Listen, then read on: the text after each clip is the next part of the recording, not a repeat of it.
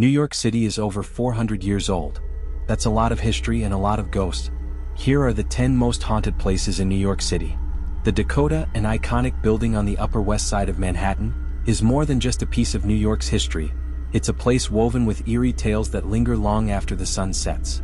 Built in the late 1800s, its Gothic architecture gives it an imposing, almost foreboding presence. But what truly unsettles people isn't the building's exterior, it's what's said to exist within its walls. John Lennon, one of the Dakota's most famous residents, was tragically shot and killed right outside its entrance in 1980. But according to Yoko Ono, he never really left. She claimed to have seen John's spirit sitting at his favorite piano in their apartment, bathed in an otherworldly glow. She even heard him whisper, "Don't be afraid. I'm still with you." Yet Lennon's ghost isn't the only one said to roam the Dakota. Residents have reported seeing the apparition of a little girl with long, flowing hair, skipping rope in the hallways, her laughter echoing faintly before vanishing into silence. There's also talk of a ghostly man with a long beard, dressed in 19th century clothing, believed to be Edward Clark, the building's original owner, still keeping watch over his prized creation. Cold spots in warm rooms, flickering lights with no electrical cause, strange shadows flitting just out of sight. These are everyday occurrences for those who live there. Some say the building itself feels alive, as if it holds on to every memory, every tragedy, refusing to let go. The Dakota isn't just haunted by spirits. It's haunted by its history. Washington Square Park is one of New York City's most vibrant spots, filled with musicians, artists, and students. But beneath its lively surface lies a dark, unsettling history, one that most people walking through have no idea exists. Long before it became a park, this land was a potter's field, a mass burial ground for the city's poor, unidentified, and victims of yellow fever epidemics in the late 1700s and early 1800s.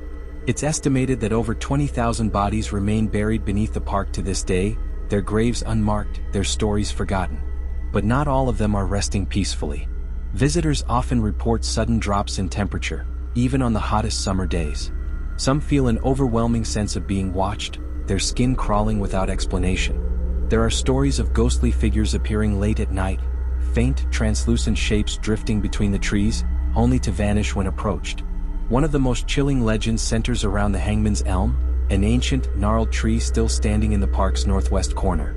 Though historians debate its exact history, it's believed to have been the site of public executions. Passers-by have claimed to see shadowy figures hanging from the branches, swaying slightly, even when there's no wind. Some have heard faint choking sounds or the snap of a rope tightening, sounds that seem to come from nowhere. And near the iconic Washington Square Arch, people have spotted the ghost of a man dressed in colonial-era clothing, pacing back and forth, his expression distant and hollow. Some believe he's the restless spirit of an executioner, doomed to wander the park, haunted by the souls he once sent to their deaths. Washington Square Park may look like a place of life and energy, but beneath every step, history, and something else, waits just below the surface. The House of Death at 14 West 10th Street looks like any other beautiful brownstone in Greenwich Village, classic red brick, elegant windows, and a quiet, tree-lined street. But behind its charming facade is a dark reputation. They call it the House of Death for a reason. Over the years, this townhouse has been the site of multiple tragedies, mysterious deaths, and countless reports of paranormal activity. It's said to be haunted by as many as 22 spirits, their presence lingering in every creak of the floorboards and flicker of the lights. One of its most famous residents was Mark Twain, who lived there briefly in the early 1900s. Twain, a known skeptic of the supernatural, admitted to experiencing strange occurrences in the house. But what's even more unsettling? People have claimed to see his ghost, an older man with wild white hair and a white suit, standing near the staircase, disappearing into thin air when approached. But Twain isn't the only spirit said to roam the halls. In the 1980s, a tragic murder took place inside. A young girl was killed by her father, a respected lawyer. After her death, neighbors reported hearing the faint sounds of a child crying, even when the apartment was empty. Tenants have described cold spots that seem to move from room to room, objects shifting on their own, and shadowy figures standing silently in corners, watching. Some say the house feels heavy, as if the walls themselves are soaked with grief and fear. The House of Death doesn't scream with horror, it whispers it. Quiet, constant, and impossible to ignore. Don't forget to like and subscribe for more scary videos. Stummel Mansion in Washington Heights is the oldest surviving house in Manhattan. standing proudly since 1765. Its grand, colonial exterior and sweeping views of the city make it seem like just another historic landmark. But behind its elegant facade lies a history filled with betrayal, tragedy, and restless spirits. During the Revolutionary War, George Washington used the mansion as his headquarters. Some say his presence never fully left. Visitors have reported sightings of a tall figure in military attire, pacing the halls as if still strategizing for battle. But Washington's ghost isn't the one people fear. The mansion's most infamous spirit is believed to be Eliza Jumel, a woman with a dark, complicated past. Eliza married Aaron Burr, yes, the same Burr who killed Alexander Hamilton in a duel. Their marriage was filled with bitterness and scandal, ending in a messy divorce shortly before Burr's death. Eliza lived in the mansion until her own death, but it seems she never truly left. Guests and staff have claimed to see her ghost, dressed in 19th century clothing, gliding silently through rooms, her face expressionless and cold.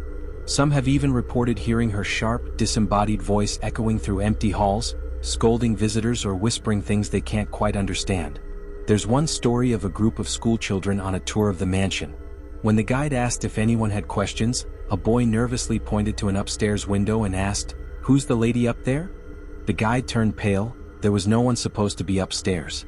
Doors slam without reason, footsteps echo when no one's around, and the temperature drops suddenly, as if someone unseen has just entered the room. The Morris Jumel mansion isn't just a relic of the past. It's a house where history refuses to stay buried. The Campbell apartment, hidden inside Grand Central Terminal, looks like an upscale cocktail lounge today, with its soaring ceilings, ornate woodwork, and luxurious decor. But beneath the glamour lies a history steeped in mystery, and more than a few ghostly encounters. Originally, this space wasn't a bar at all. In the 1920s, it was the private office of John W. Campbell, a wealthy financier who turned the room into a lavish personal salon, complete with a grand piano, Persian rugs, and even a steel safe built into the wall. Campbell was known for his eccentric tastes, often hosting late-night gatherings filled with music, cigars, and whispered business deals. But after his death, the space fell into disrepair. For decades, it was used as a storage room, even serving as a holding cell for the NYPD. Some say that's when the strange occurrences began. Staff and visitors have reported hearing the faint sounds of piano music drifting through the air, even when the lounge is empty and the instruments are untouched. Glasses shatter without warning, lights flicker despite no electrical issues, and some people claim to feel sudden cold drafts, like someone brushing past them when no one's there. One bartender told the story of closing up late at night. Alone, he heard the unmistakable sound of footsteps pacing across the hardwood floor. Thinking someone had been left behind, he went to check, but found no one. As he turned to leave, he felt a cold hand grip his shoulder. Spinning around, he was met with nothing but empty space.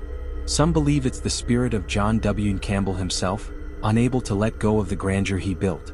Others think it's the lingering energy of all the people who passed through, businessmen, partygoers, even prisoners, each leaving a mark that refuses to fade. At the Campbell apartment, luxury and the paranormal exist side by side. And sometimes when the night is quiet enough, you can hear the past trying to speak. Like and subscribe for more.